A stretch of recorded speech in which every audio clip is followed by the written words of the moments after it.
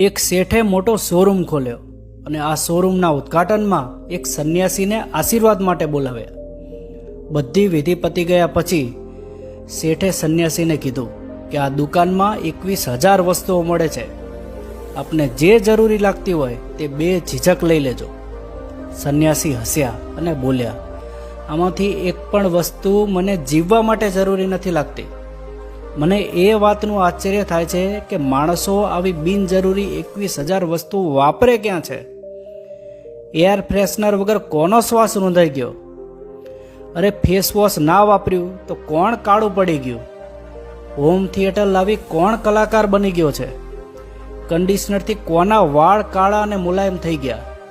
અરે જે dining table વાપરે છે શું એને ઘૂંટણનો વાર નથી થતો? હેન્ડવોશ વગર આપણા કયા દાદાને કરમિયા થયા હતા તમને ખબર છે? શું આપણે ડીઓ છાંટીને નીકળીએ તો લોકો આપણને સૂંઘવા આવે છે?